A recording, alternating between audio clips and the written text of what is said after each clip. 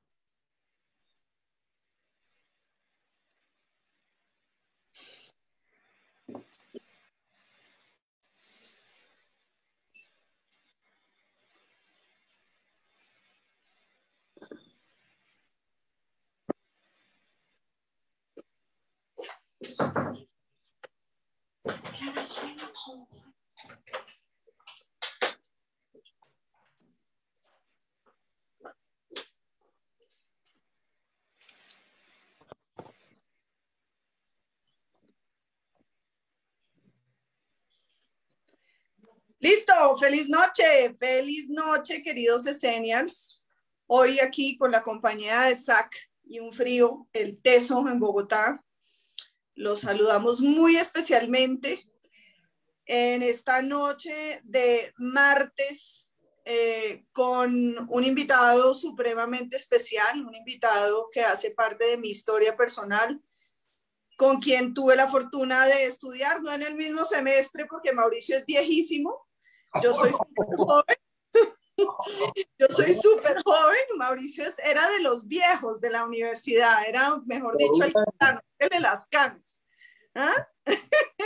¿Cierto, Mauro? ¿Cuánto me llevabas tú en la universidad? Como 20 semestres. Un añito por ahí, no. No, qué carajo. Te me llevabas como 20 semestres. No, yo me pinto las canas para que me crean. Eso me parece. Bueno, por ahí tenemos uno que otro que lo hace, ¿no? Bueno, eso sí, tengo que decir que mi novio no es puro all natural.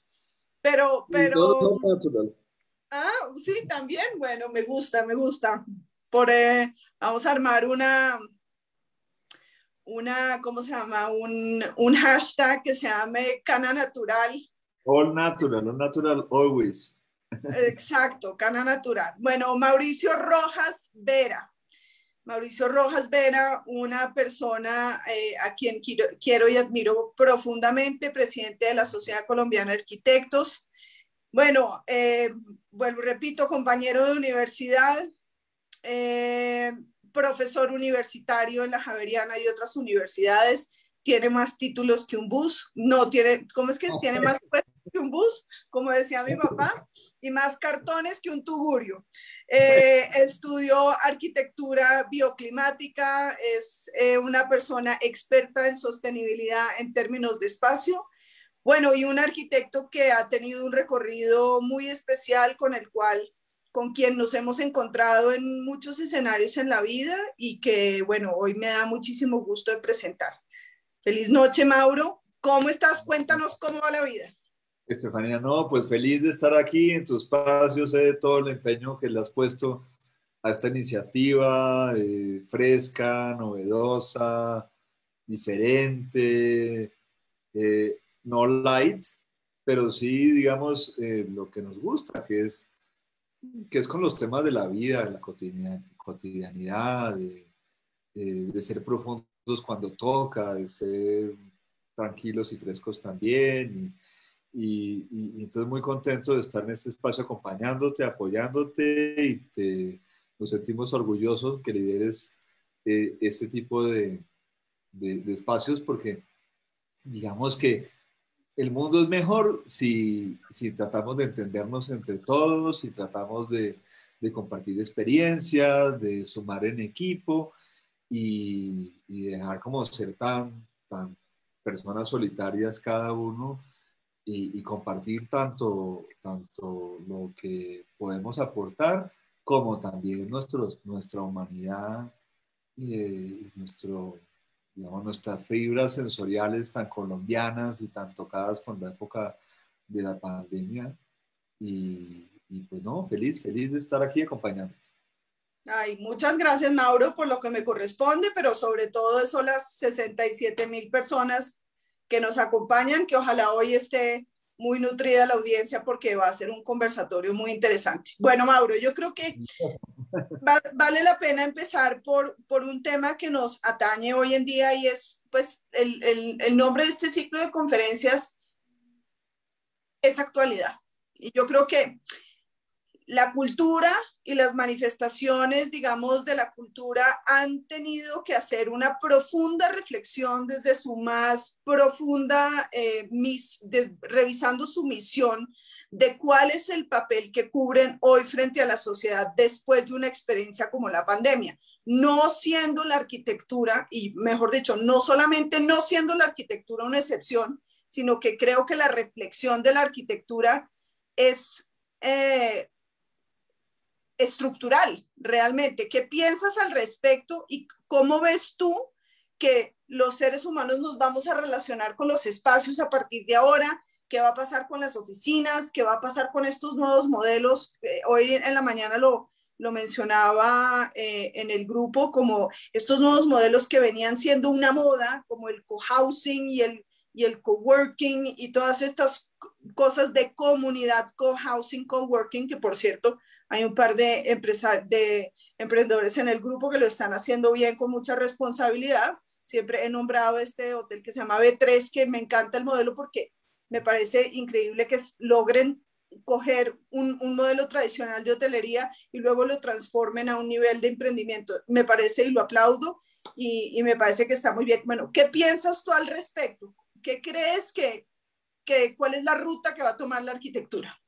Pues fíjate que es muy interesante y es un tema que me apasiona porque, digamos, la humanidad empezó, bueno, yo en estos días estaba escuchando unos documentales sobre, eh, es que puede ir tan amplio como quieras, o sea, tan fuerte como que estamos, digamos, el espacio exterior está a menos 200 grados centígrados eh, por debajo, ¿no? O sea, bajo cero. Y hay una fuerza ahí muy importante que es el sol, que nos mantiene y en el cual estamos nosotros ni tan lejos, ni tan cerca, en el cual estamos suficientemente, nos quememos, ni tanto que seamos muy fríos. Y con una condición muy espectacular que tiene los 23,5 grados de rotación de la Tierra, que permiten, y eso decía el documental, junto con la Luna, que surge como una colisión con otro planeta, con otro asteroide y queda flotando alrededor de la Tierra y lastimosamente se va cada, creo que 4 centímetros al año, según la misión Apolo que puso por allá unos espejos y se mide con láser cada tanto tiempo, nos permite que tengamos una Tierra que al tener esos grados, 23,5 aproximadamente de inclinación, tengamos inviernos, veranos, equinoccios, solsticios y una cosa mágica que pues lleva muchos millones de años. Y el hombre aparece celebrando el Día de la Mujer, no casualmente, con hace más o menos unos 40.000 años, cuando la mujer, el hombre salía a cazar mamuts, ¿no? Entonces iban allá, vamos por la Champions League, no vamos por la Copa América. Iban allá, wow, detrás del trofeo, y había una persona que se quedaba vigilando el territorio, ¿no? O sea, cuidando el bebé, cuidando, y eso dicen los estudiosos, pues y el hombre comienza a ser hombre cuando domina el espacio del tiempo y aparece la agricultura, y aparece el entendimiento de los astros, de cuando nacen ciertas frutas, cuando no, o sea, por eso nosotros hacemos un tasking y las mujeres son multitasking, ¿no? Entonces, eh, Pero esos 40.000 años es nada con la vida en la Tierra, con todo lo que ha pasado en el sistema solar. Y en ese orden de ideas, mientras nosotros cazábamos el mamut, no sé qué, nos echábamos a dormir y hacíamos dibujitos en las cuevas de Altamira o en el parque del Chiviriquete, pues las mujeres estaban ahí cuidando el entorno. Pero entonces en algún momento dicen los estudiosos, nos bajamos de los árboles, perdimos y nos aventamos a la llanura, a ir más allá. O sea, el hombre siempre quiere saber qué hay más allá, qué puedo conquistar. Pero también las certezas, que es que hay día en la noche y que a veces hace frío y que a veces hace calor y que las frutas se dan no sé cuándo y que el jaguar viene no sé cuándo, etcétera, pues nos dan como unas certezas de lo de siempre y una fuerza de ir por la aventura, de conquistar el horizonte, ¿no? De ir, y por eso estamos en Marte y más allá. Entonces, en ese orden de ideas, surge la arquitectura. La arquitectura surge como protección al clima, o porque viene el jaguar, huya a la cueva, o encarame en el árbol, o llovió mucho, y trate de... Pero no surge como solo una necesidad funcional de protección, sino mística. O sea, cuando se muere el ser querido, cuando pensamos que hay más allá, cuando decimos, oye, esto ¿cómo es el escenario? ¿Cuál es el escenario que es? Venga, entonces hay una gente al lado del Nilo y se le desaparece porque el Nilo se inunda y no hay montañas como aquí Montserrat y Guadalupe no existen. Entonces inventan la geometría de los egipcios para ver cómo reorganizan la Tierra. O dicen que los muiscas también hacían lo mismo con los astros, porque no habían computadores, no había ni metro, no había nada. Lo que teníamos era cómo los cielos se reflejan en la Tierra y cómo tenemos una dimensión más metafísica y dinámica con mucho más allá de nuestra funcionalidad del ser, ¿no? Y eso fue generando a lo largo de la historia no solo un tema, sí, tenemos que comer, habitar, dormir, trabajar, sino estamos aquí por algo y la arquitectura son los escenarios para que ese algo suceda mejor, ¿no? O sea, estamos aquí en un teatro maravilloso y hay está Hamlet al frente y hay no sé qué, y hay una música y hay no sé qué, tú dices, me transporté, lo estoy comiendo en un sitio delicioso con unos amigos, tomándome un vino, salud, a propósito. Salud, salud.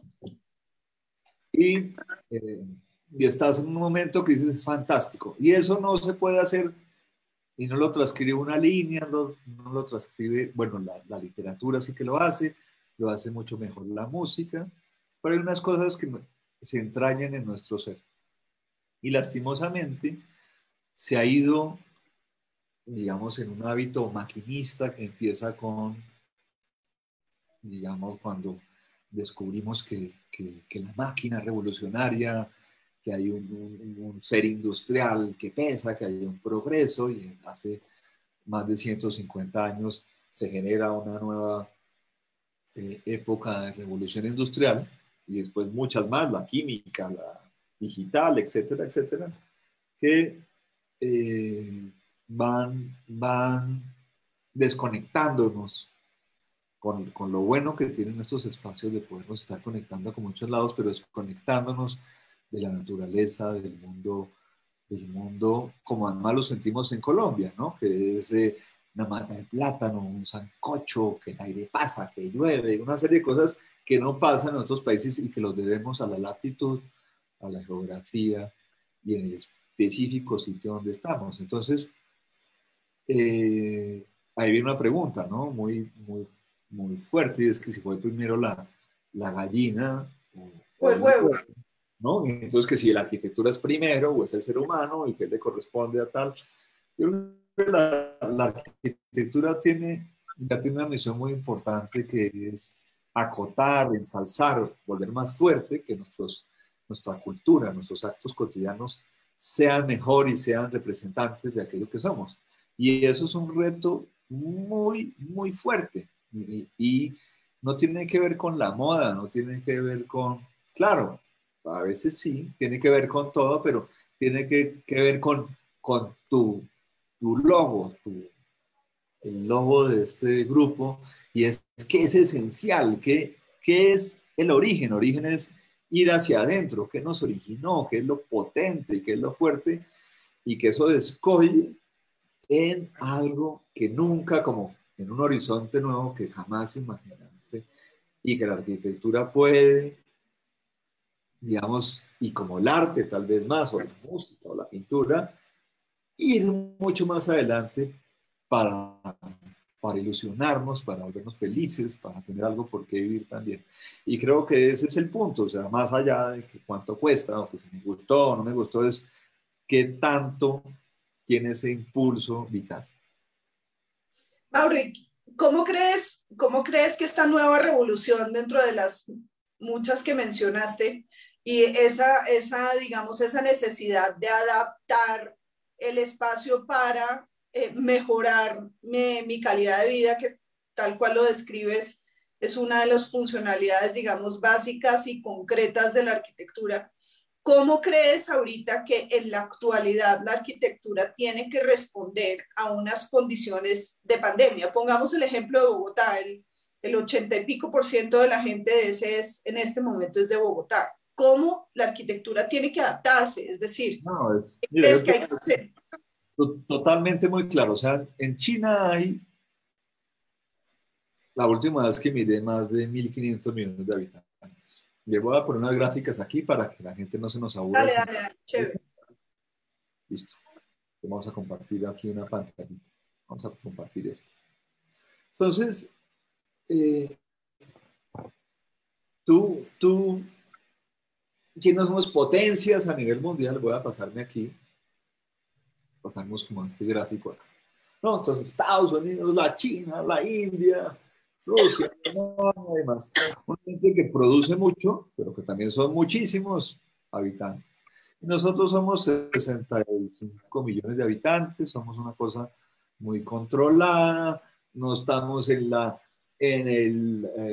guerra de quién más produce CO2, ¿no? O sea, nosotros ni estamos en el tema de cuánto planeta nos gastamos, que es una cosa muy loca, porque mientras nosotros consumimos un planeta, hay gente que consume 4, y dice, pero si no hay 4, pues no. Hay un inglés que come kiwi, toma vino chileno o español y consume productos chinos, etcétera.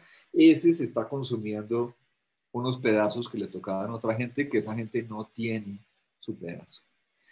Entonces, cuando nos situamos aquí, pues estamos en el mejor lote del planeta, o sea, tenemos agua, tenemos todos los climas, una locura de sitio para hacer arquitectura.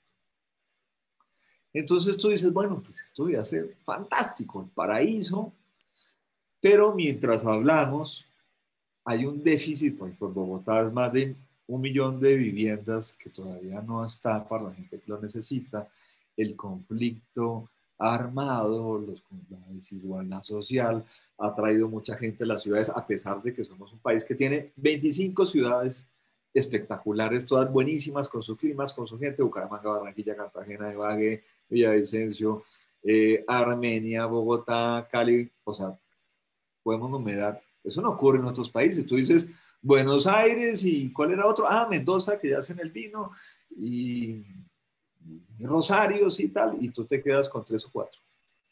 Y así, generalmente, en todo el continente, al menos de que estés hablando de Brasil o de México, pero tienen otro tamaño. Entonces, cuando, digamos, esta pregunta es muy relevante, porque cuando vemos la ciudad que tenemos y las viviendas que tenemos, uno se pregunta si tenemos las mejores viviendas posibles en un entorno donde no necesitamos protección climática, porque tienes menos 10 grados, menos 15 bajo cero, o más 45, y estás en un verano que no te lo soportas, o no, aquí no tenemos ninguno de esos problemas. Entonces, ese problema, chao. No tenemos ciudades tan extensas y tan, aquí lo voy a mostrar en otro dibujo. O sea, el tamaño de Bogotá es súper bien, o sea, somos una ciudad muy densa, compacta, si la comparas con Atlanta, son 5 veces más, y mientras Bogotá tiene en este registro 7,7 millones de habitantes, Atlanta tiene 5 y es 5 veces más grande. O Dallas, o Toronto, o sea, somos densos, compactos, vivimos de hidroeléctricas y geotérmicas, no tenemos 100 plantas nucleares activas como Estados Unidos, no tenemos plantas que funcionan con carbón, todo el carbón de Santa Marta se lo llevan allá y lo entierran, y por eso tienen reservas Estados Unidos hasta 200 años energéticas de energía. Nuestro problema no es la energía, nuestro problema es saber vivir y tener una relación con el entorno deliciosa, que es lo que sabemos hacer los colombianos. Entonces tú dices, bueno, ¿será que nuestros apartamentos sí son deliciosos y contemporáneos y magníficos? Y dice, wow, quizás no tanto, pero y además, y los del estrato medio y los estratos bajos, que no debería haber, eso solo ocurre en Bogotá y en Colombia, la estratificación. Dice, no, hay buenas viviendas hay en Madrid, en Granada, en Milán, y uno no le ve cara de que este es más estrato y este es más rico, no, hay buenas ciudades y ya, ¿no? Y si no tenemos ese peso ni histórico, ni que tenemos tanta cantidad de población, uno dice, ¿será que las viviendas deben costar tanto? ¿Será que debemos vivir? ¿Por qué no vivimos más rico? Y yo creo que vivir más rico, y creo que es la dualidad que tenemos en Colombia, fantástica, que vivimos en ciudades y vivimos en el campo. Todo el mundo tiene una abuelita, una tía que tiene una finca. Y esa abuelita tía hace un sancocho espectacular, va uno ahí, pasa delicioso, y duerme en la hamaca, y hace un paseo fantástico, y eso no tiene precio, y no tiene estrato, y es una delicia. Y vivimos en las ciudades también que tienen mucho potencial. Entonces, en el caso de Bogotá, cuando la cosa se crece por la migración, por todo el tema de la violencia y demás, y comienza a haber una presión sobre la misma ciudad en el mercado, el territorio, un territorio muisca, además. Esto era el territorio del agua, o sea, era el territorio 600 años antes de que llegaran los conquistadores, a través del agua, a través del Atlántico, a través del Magdalena, y subieron a conquistarnos. Esto era humedales, una cosa fantástica. ¿Dónde está ese territorio del agua? Ese dorado del sol de la tarde sobre el sol de los venados, o no sé qué, reflejada en nuestras viviendas y nuestra manera de vida. No, queremos ser para Miami, que es una mala copia de Chicago, ¿no? Chicago que tiene otras condiciones totalmente, no, pues que aquí el vidrio azul y esto no sé qué, y el aire acondicionado y qué tal. Si nosotros pudiéramos decir, oye, ¿qué es lo que nos hace colombianos esenciales? Nuestra manera de ser, las viviendas debería ser no un tema de metro cuadrado, sino de cómo vivo yo en relación con el entorno, con el vecino, con el amigo, con no sé qué. Y eso es lo que genera valor. No que si estoy en tal zona y el metro cuadrado es más caro porque le pongo un mármol más bonito, o que tengo el vidrio mejor no sé qué tipo Chicago. Y esa dicotomía ha generado, pues, digamos, ciertos problemas que hemos tenido, y en una gran eh, contradicción y contrabalanza, el que más del 70%, entre 70 y 60%, incluido México, eh, y otras, Bogotá, Lima, Nueva Delhi, bueno, lo que quieras, la gran mayoría de la construcción no está licenciada ni hecha por los arquitectos, es vivienda informal. Entonces, si queremos tener mejores ciudades, mejores lugares, tenemos que comprender el lugar. Y el lugar es todo, el lugar es geografía, cultura, la riqueza que tenemos. Y, y, y por eso me metí a la Sociedad Colombiana de Arquitectos desde hace muchos años, y ya soy socio vitalicio después de 25 años estar aquí en la academia y tal. Es que tenemos que romper ciertos paradigmas y tenemos que cambiar la manera de hacer ciudad, del predio a predio, de que si el voladizo, que si no sé qué, y pensar realmente qué es la ciudad que queremos, cómo la queremos vivir y cómo queremos nuestras casas, apartamentos o el modelo de vida que queramos, y dibujarlo, pintarlo, y eso es lo que hay que pagar. O sea, cualquier cosita de hoy nos vale 2.000, 3.000 millones, cualquier apartamento. Oye, ¿y esos 3.000 millones sí reflejan todo esto? ¿O es simplemente una condición que no sabemos anodina?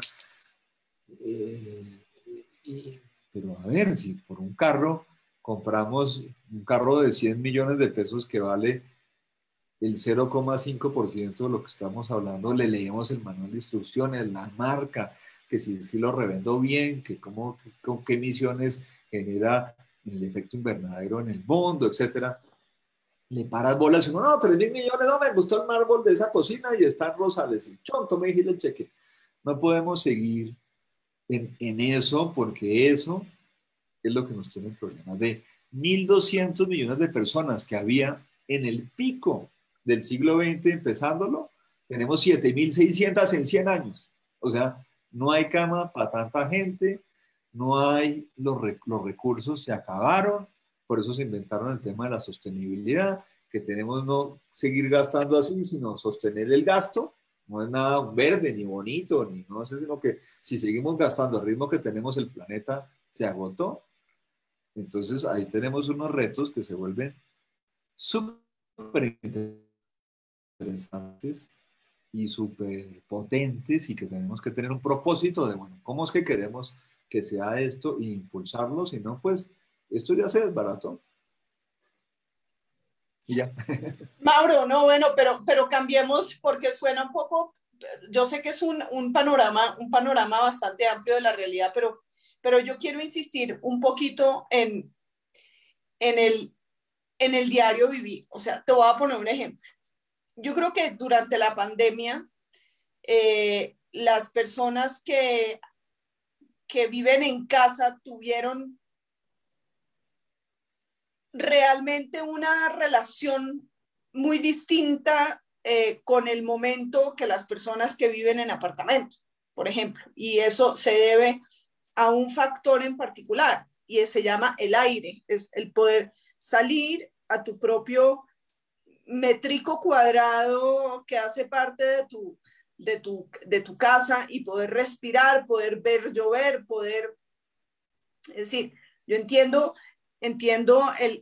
digamos, el concepto que lo estudiamos en la universidad de, digamos, de la cohabitación en altura, que pues obviamente no, como tú dices, no hay tierra para tanta casa y faltan camas para tanta gente, ¿no? Y en eso consiste la habitación en altura, es aprovechar el metro cuadrado de tierra para una mayor cantidad de personas. Pero, por ejemplo, las terrazas. Las terrazas creo que hoy en día han convertido en un elemento que ya dejó de ser, como quien dice, un elemento de lujo a ser realmente una cualidad vital de las habitaciones, pues del lugar de habitar, del lugar de habitación. Cuéntame, ¿cómo crees que la arquitectura tiene que pensar en eso hoy en día? ¿Cómo crees, por ejemplo, que la arquitectura tiene que incorporar conceptos nuevos como que si el papá, mamá y dos hijos, esquema familiar muy típico, están todos en la casa, en que, o sea, en lo que se llamaba el estudio, que era un lugar como medio místico, donde había un escritorio con una lámpara con caperuza verde lleno de libros, se tiene que convertir en un lugar ágil donde la gente pueda acudir para tener una conectividad perfecta. Es decir, ¿cómo crees que estas situaciones que hoy en día se tornaron cotidianas van a afectar o sea, la arquitectura a partir de ahora? No, mira, lo es todo, porque, digamos, hay una cosa muy bonita que nos trae una cosa muy trágica como la pandemia, es el retorno al hogar. Y el hogar es ese fuego, digamos, esa magia que tiene como el encuentro, no solo entre la gente de la misma familia, sino de la misma comunidad, digamos, en el barrio en el que vivían nuestros papás, porque todos creo que vivimos en casa antes de apartamentos, pues había una común unidad, una comunidad de gente que se iba para un barrio porque estaban sus amigos, porque compartían muchas cosas, uno jugaba de chiquito las escondidas y salía a la calle, etcétera, etcétera. Y eso creo que se ha perdido cuando digamos, la arquitectura pasa de eso que está que está en los centros de todas las buenas ciudades que nos gusta ir, ¿no? El centro de Granada, el centro de Madrid, el centro de Milán, el centro de París, O sea, cuando la altura pasa de los 6, 7 pisos y se convierte en solo paisaje, pierde la relación con la calle. Y en la calle, porque la calle es un invento, o sea, eso estaba en Babilonia. Eso viene desde hace muchos décadas y siglos atrás. Y solo cuando llega el carro, ¿no? Un poquito más de hace 100 años, pues comienza a ser territorio del carro, pero era el territorio de las cívitas, del ser urbano, de la plaza, del encuentro, de los niños jugando en la calle. Y eso, digamos que la vivienda, como tal, la buena vivienda, pues es una vivienda donde, digamos, y hay una cosa muy especial, perdón que sea tan académico, pero creo que es importante. O sea, esto de la vivienda individual solo ocurre en el siglo XX. Antes todo el mundo vivía en el mismo apartamento y no existía el sanitario, ¿no? O sea, eso es un invento también de hace más de 100 años. Y la humanidad ya 40.000 hacia atrás. Y el Homo sapiens 1.000.000 de años hacia atrás. Entonces, comenzó a volverse muy individualista todo, muy segregacionista, muy cada cual con su tema, como el zoning en el urbanismo. Allá se construye, aquí se hace la industria, aquí se vive, aquí se hace deporte. Y se descubrió con el tiempo que no, que los seres humanos somos mucho más participativos, activos, y el momento clave, eso es el espacio público y el umbral, los intersticios, los balcones, las terrazas, los zaguanes, aquello donde nos conectamos con el otro, chismeamos a ver qué están hablando los demás, vemos qué están vendiendo en la calle, si hace frío, si hace no sé qué. Y eso es parte vital del ser humano como parte colectiva que somos. O sea, no somos seres individuales, somos parte de un colectivo. A pesar de que en el siglo XX nos vendió la idea de que no, somos autónomos, cada cual con su carro, cada cual con su chalet, cada cual autosuficiente, y sálvese quien pueda. Y eso ha traído consigo la crisis climática, la crisis ambiental, la crisis, todas las crisis que también nos han traído, digamos, todos los cambios tecnológicos y todo lo que hemos hablado. Entonces, ¿cómo tenemos un mejor contacto con aquello que somos? Y desde ahí me vuelvo más bioclimático, o sea, un edificio de oficinas o un colegio debe tener 6 cambios hora de renovación. Eso quiere decir 6 cambios, ¿qué, perdón? hora de aire, de oxígeno. Si tú estás en un espacio lleno de niños dando una clase, ¿sí? Y tienes las puertas cerradas al cuarto de hora, esos chinos están dormidos porque no les entró oxígeno. Toman el oxígeno que había, botan CO2 y no pueden respirar oxígeno, ¿no?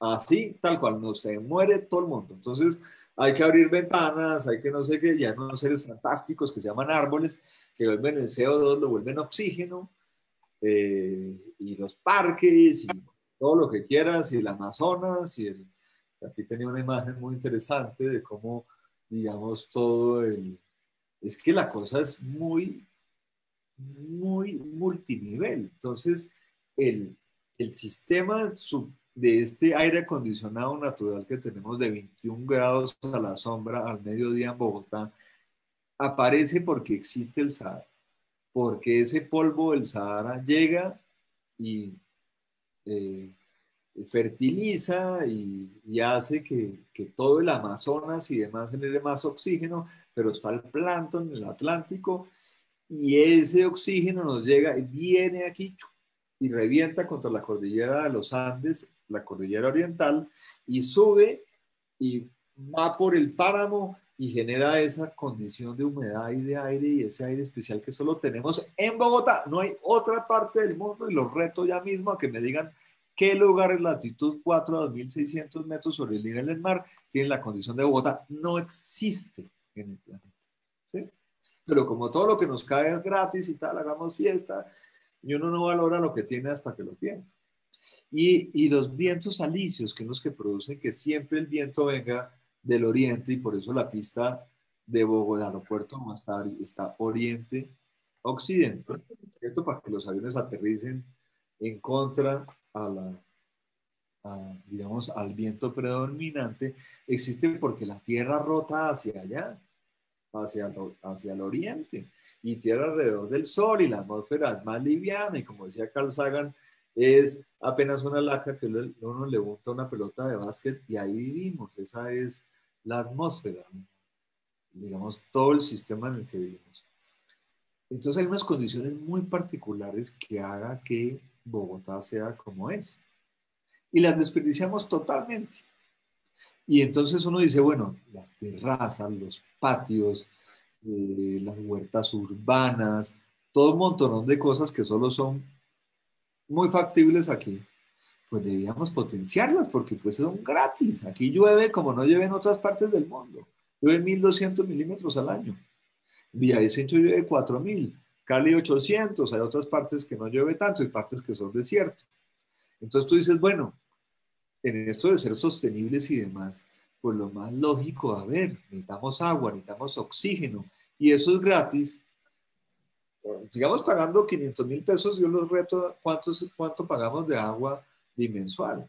Y es un montón de plata, pero además nos llueve, esto es propio de aquí, o sea, la recolectamos, la reciclamos, sabemos, la valoramos, o no, sigamos pagando algo que es gratis.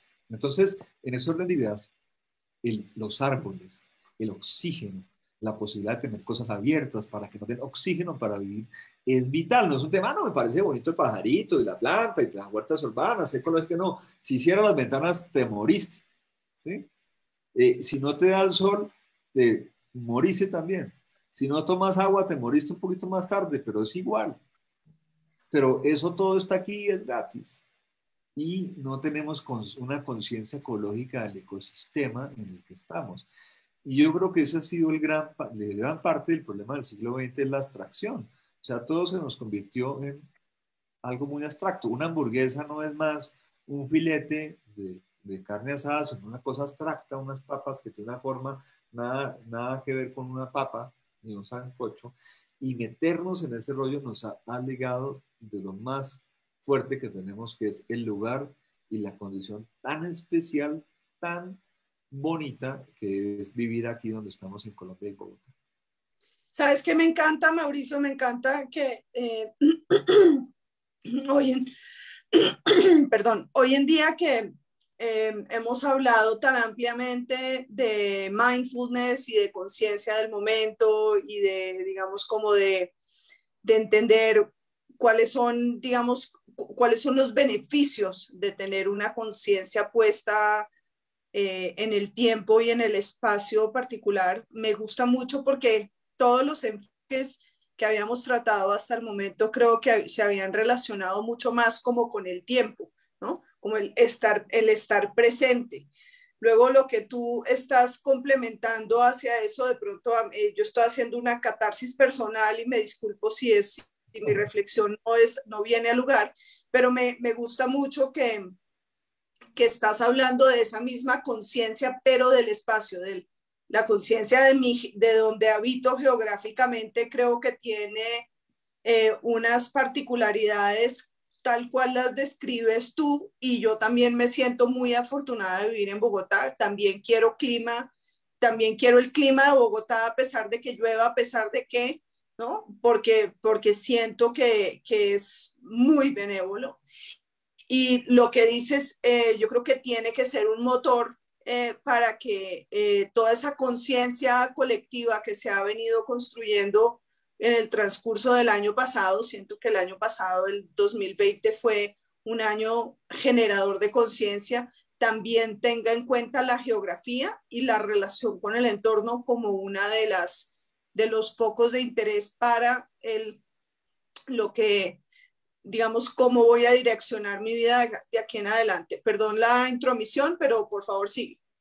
No, no, buenísimo. Yo, fíjate que hay que, digamos, en estas imágenes que estoy mostrando, por ejemplo, en algún momento, ¿te acuerdas cuando uno sacaba el pasaporte verde?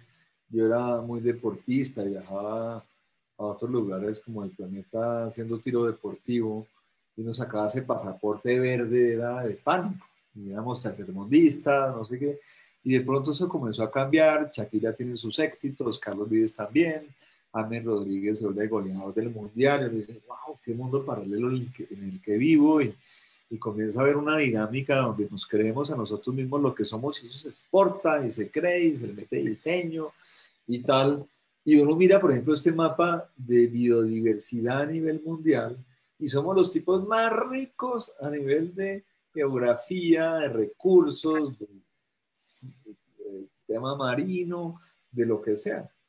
Pero entonces uno dice, bueno, ¿y cómo viven los de Camerún? No, ni idea. ¿Y cómo viven los de la Guyana francesa? No, ni idea. ¿Y cómo? No, no conocemos nada de gente parecida a nosotros. De pronto, Bali, Tailandia, y uno dice, uy, eso está muy chévere y tiene matas de plátano y una arquitectura como que me gusta, pero los tipos son diferentes, pero no importa. O sea, creo que nosotros tenemos que también leer cruzadamente, como lo haría Steve Jobs, tratar de unir otros puntos diferentes, digamos, en esas revistas de National Geographic que leía y tratar de volver una figura, una serie de puntos.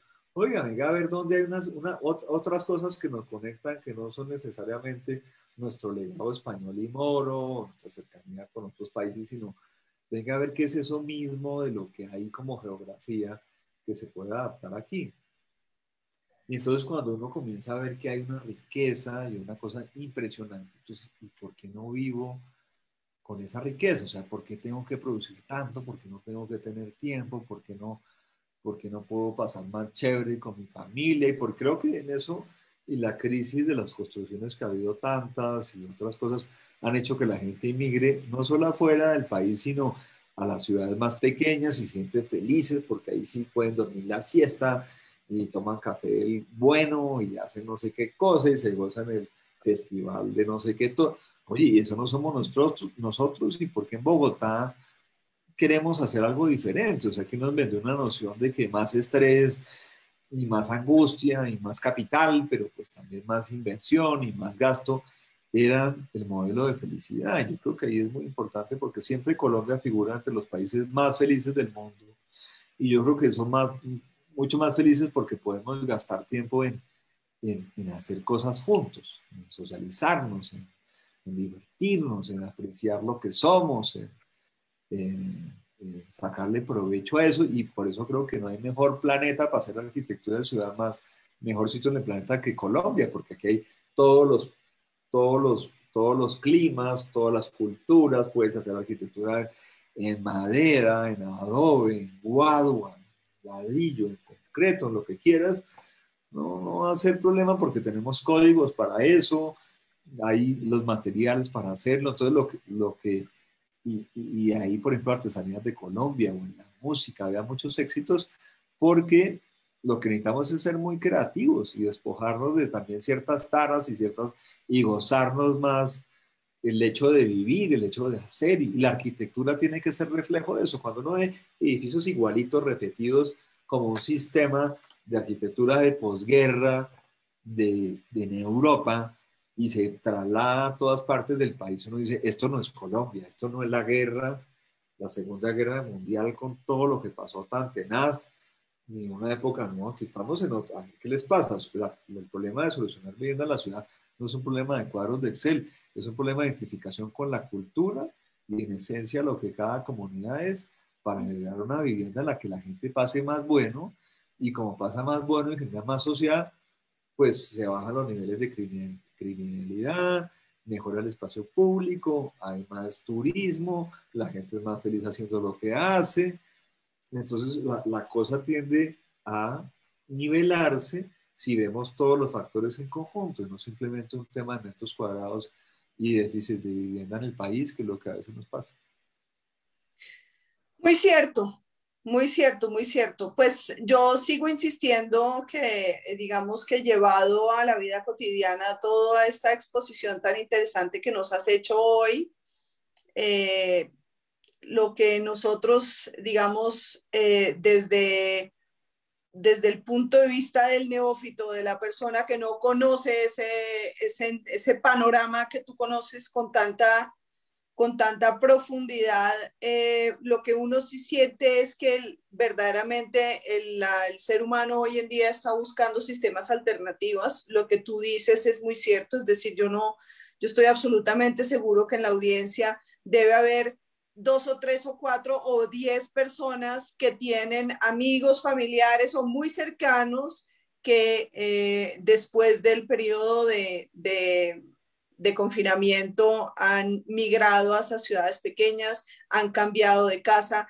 han buscado aire puro, han buscado, ¿no? O sea, lo que yo misma, ¿no? Yo, por ejemplo, Estefanía, a mí me decían, vámonos a ir a La Calera, y yo decía, ni muerta, ni muerta, ni muerta. Y hoy en día digo, muestre a ver dónde. Ajá. Porque obviamente mi panorama, digamos, mi pirámide de prioridades se alteró completamente Pero fíjate, y en eso que dices, Estefanía, perdón, te interrumpo. Eh, sigue. no, digamos, yo nunca veo noticieros hace más de 20 años, no veo porque uno se anestesia ante la realidad. Entonces, que mataron no sé cuántos soldados y que la de conflicto y que el dólar subió y de pronto, y en otras noticias, el reinado de belleza y no sé qué, y uno como que todo es lo mismo. Yo ahí suspendí hace muchos años el ver noticieros. Pero uno quiere ver el fútbol y que, sí, qué pasó con la Juventus y con el Everton y no sé qué, y uno prende ahí, caen y uno ve, no, asesinaron a no sé quién, y uno ve siempre eso, y generalmente ocurre en un sitio inhóspito que no tiene árboles, que no tiene espacio público, que no tiene identidad. Y yo creo que ahí es donde la arquitectura juega un papel especial, o sea, no porque va a resolver los problemas de fondo, pero sí que si tú tienes unos árboles, si tú tienes un cierto paisaje, algo como lo que ocurre en el campo, ese campo que está tan cercano a nosotros, como cuando uno iba a la casa de la abuelita y uno veía matas y no sé qué, y uno se relaja, uno se siente más próximo, se siente como tranquilo, y dice que hay vida, que hay... Y la ciudad, Conectados, siento yo. un sol de la tarde, no sé qué rico, y creo que eso nos hace mucha falta en un momento que estamos muy desconectados de eso tan sensorial y que pertenece tanto a los colombianos, ¿no? Como no solo el sentimiento, sino la luz, el aire, a qué huelen las cosas, cómo se rumbea aquí, cómo se no sé qué tal. Y fíjate que en eso hay muchos paradigmas, que lo sostenible, no paneles solares y que no sé qué, y que la huella de carbono y que el mundo se calienta porque producimos más CO2 y tal. Y uno de los informes como esta diapositiva de la ONU, el tema en Bogotá, y el gran problema de nuestra ciudad, de nuestros países, no tiene que ver con un exceso de producción de CO, o sea, la construcción en nuestro campo, o sea, todo el proceso de construcción genera el 40% de los gases de efecto invernadero del planeta. Pero no en Latinoamérica, ¿no? Aquí no es así. Aquí, cerca de ese porcentaje, tiene que ver con que terrenos que eran selva, que eran oxígeno, Se que eran, volvieron a ganadería. se cambiaron para un monocultivo, ¿sí? Y eso es lo que ha generado ese cambio. Entonces uno dice, bueno, ya sabemos que esos monocultivos no son tan, digamos que tampoco es de estigmatizar, pero digamos, sabemos que si comprendemos mucho más el ecosistema, digamos, el pensamiento complejo, la biodiversidad, como no sé qué, a todos nos va mejor. Entonces hay que entenderlo y ese entendimiento es lo que aporta de manera sostenible a los problemas que hay a nivel mundial. No que si tengo 3 paneles solares, es que aquí el impacto del sol es tenaz. O sea, estos 1200 watts en Bogotá por metro cuadrado. Yo les digo eso a mis estudiantes, son 12 bombillos por esta mesa en la que estamos sentados de 100 watts cuando no eran de tipo LED. Eso es un sol, un calor impresionante para Sí. esta condición. Entonces, tenemos que ahí también que saber leer un poco dónde estamos y cómo podemos, desde los niveles globales, aportar, y eso es un entendimiento más correcto de las energías pasivas sobre las activas, y es saber vivir mejor, no ponerle aire acondicionado, carro, no sé qué, sistema de transporte masivo, una cosa que pueda funcionar sin eso de una manera mucho más rica y chévere. Mauricio, ayer estuve en un conversatorio muy interesante en el cual tuve la oportunidad de estar al lado de una persona a quien admiro profundamente, que es Beatriz Fernández. y estábamos hablando precisamente de emprendimiento, que me parece que viene al lugar en este momento contar esta anécdota.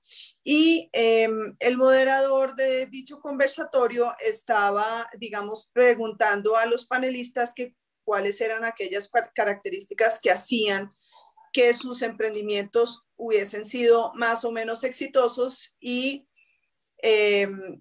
cómo podían, digamos, dar un consejo a la audiencia al respecto. Voy a citar a Beatriz porque me parece que su respuesta fue absolutamente reflexiva y espectacular y invitaría a que tú hicieras un poco lo mismo desde tu experticia. La respuesta de Beatriz Fernández, para quienes no sepan, es fundadora de Krebs, fue palabras más, palabras menos. Obviamente estoy citando sin un documento certero a mi lado, solamente a punta de memoria, pero su respuesta se encabezó a decir que ella siempre lo que quería buscar dentro de sus entornos laborales o de los entornos laborales que ella había promovido era la felicidad y que solamente desde la perspectiva de aquellas personas felices ella podía construir un mejor formato y modelo de negocio para ella y pues para todos sus empleados y para todos los usuarios a la vez. ¿Cuál sería aquello, eso considerado una habilidad blanda? Bueno, esto ya es un tecnicismo. ¿Cuál sería aquello que tú aconsejarías a la gente que tiene que aplicar a su relación con la vivienda, la geografía, porque ya salimos de la arquitectura a la geografía, para poder construir un entorno más saludable hoy en día? Y fíjate que eso está muy bien porque yo creo que es un tema de conciencia. Yo otra me puse a hacer yo mismo, como esta imagen que está aquí, porque obviamente cuando tomamos un vasito, una botella de agua que viene en un plástico de un solo uso, que sabemos a dónde da el plástico, los problemas que tenemos al río, al mar, etcétera, eh, y, y esa agua que viene de nuestros ríos, que están aquí, la séptima tiene 40 y pico de quebradas que la atraviesan, o sea, quebradas de agua que vienen de unos páramos que se están promoviendo como patrimonio de la humanidad. Y vale más la botellita de agua que trasladar esa misma botellita en gasolina, que es sangre de dinosaurio, que hay que hacerle todo lo que sabemos, traerla, traer no sé qué, subirla no sé de dónde a no sé dónde para que la venda la bomba, hacerle el refinamiento, etcétera. Te vale más esa botella de agua que si estuviera llena de gasolina, de un agua que nos cae gratis del techo. Y entonces si no tienes esa conciencia, ¿cierto? Simplemente porque te vendieron el cuento de que esa agua es más saludable y somos entre un 75 y 80% agua, nosotros, igual que, digamos, el planeta en la capa donde vivimos. Pues yo creo que somos más felices en la manera en que seamos conscientes de que si no tenemos una relación sinérgica con ella, pues vamos a ser infelices, vamos a estar abstraídos de la realidad. Cuando tú ves lo que pasa con los océanos, la isla de plástico que flota en el Pacífico, el río Bogotá, por Dios, que era Sí. como vivíamos, y tú ves el borde de esa cosa donde todo el mundo la trata como la cloaca, eso decía Eduardo Galeano, ¿no? O sea, lástima a los españoles porque nos enseñaron que los ríos eran las cloacas, ¿no? Cuando los españoles vayan a España o a Francia, no sé qué, y los ríos es el capital turístico de cada lugar, y uno ve y está, y uno dice, miércoles, pero además Boyacá se quedó sin agua, y tú ves que no hay agua, y no sé, yo sé, pero ¿qué nos está pasando? O sea, y creo que eso nos hace infelices porque nuestra conciencia nos pesa eh, lo que está pasando. Cuando tú ves, por ejemplo, las cámaras, o sea, que lo que pasó en Mocoa, lo que pasó en Chía, lo que pasa en Cartagena, lo que pasa en Santander, que el agua se lleva todo porque no hemos sabido entender el territorio y convivir con esa fuente de vida que es, pues tú dices, oh, esto está de locos. Y con el otro lado, no, pues esto empezó con la pandemia, o sea, estábamos en alerta naranja antes de que empezara el COVID por la cantidad de territorios al borde de la orilla de la cordillera oriental que se quemaban para poner ganado o cultivos ilícitos. Y estos de la Agencia Metropolitana del Valle de Aburrá, donde pues vemos que esos no veían de la cantidad de humo, y el humo era producido por negocios ilícitos o por cambio de... Entonces, yo creo que todo esto nos debería traer a un despertar, o sea, no es un tema de finalmente que puedo pagar más o no sé qué más, o si mi casa cómo es, sino tenemos que entender el territorio, la cultura y las sinergias. Los paisajistas hablan hoy en día de economía, un montón de cosas que pasan y eso tiene que ver con una manera en que podamos vivir mejor y que podamos salvaguardar la flora, la fauna, la riqueza de este país que es de la cual vivimos. Pero tenemos que entenderla en esta dimensión, ¿sí? Y preguntar si el proyecto, la ciudad o el territorio que tiene se está entendiendo. Y eso es, lastimosamente, escapa a los territorios de la política, ¿no? Que se vuelve yo tuve que tener, siendo presidente de la sociedad, armé un comentario de Twitter, o sea, armé mi Twitter y cuando iba en la introducción se me habían acabado los caracteres.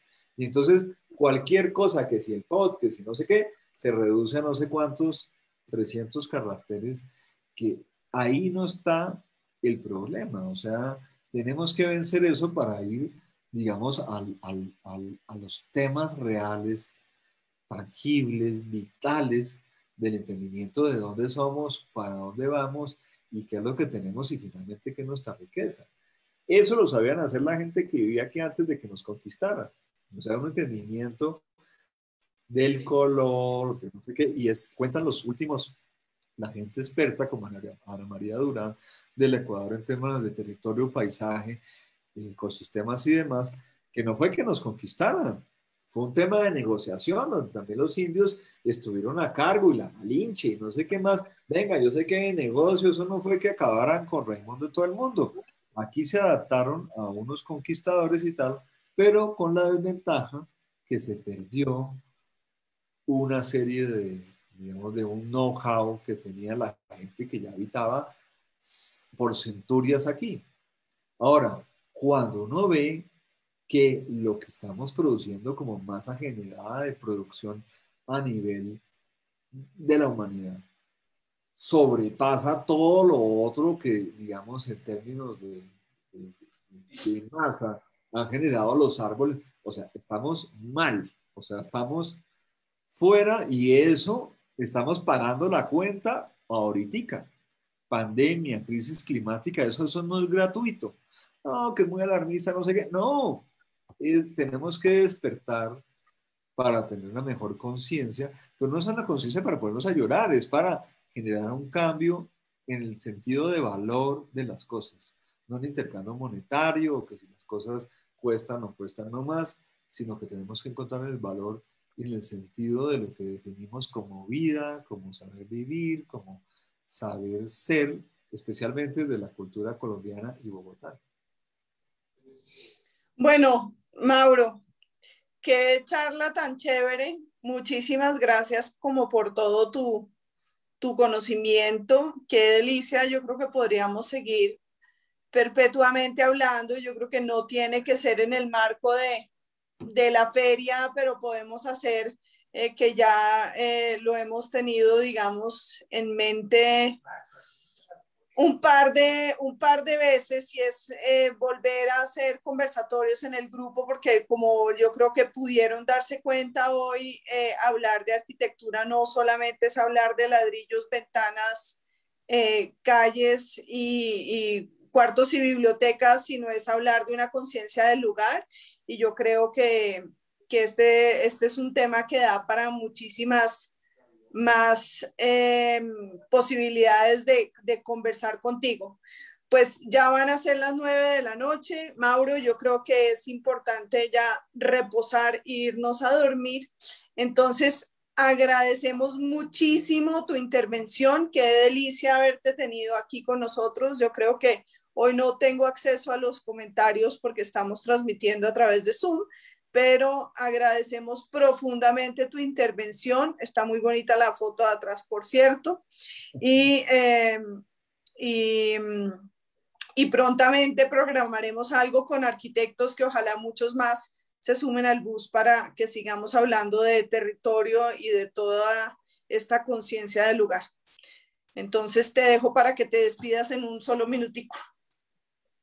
No, buenísimo, una alegría estar aquí, sabes que esta es nuestra pasión, digamos, cuando uno va al fondo de las cosas y al origen, por lo menos intenta, yo creo que uno tiene como cierto norte que le impulsa a uno a seguir y entonces las conversaciones pasan de ser de estética o no me gusta, no me gusta, hacia una cosa más vital y digamos más, que llena como más el corazón y que le da a uno mucho más energía vital para pues, hacer las cosas, para producir, para meterse en estos cuentos. Entonces, rico, rico que sigas promoviendo estos espacios, te felicito y cuenta conmigo para lo que sea y para las charlas, pues yo muy contento de aprender y de compartir en este grupo y pues felicitaciones y sabes que siempre puedes contar con nosotros. Entonces, Muchas gracias Mauro, no es para mí, es para los 67,000 seniors. Un abrazo, muchísimas gracias, saludes y feliz noche para todos, nos vemos mañana en la feria. Buenísimo. Chao. Un abrazo. Chao.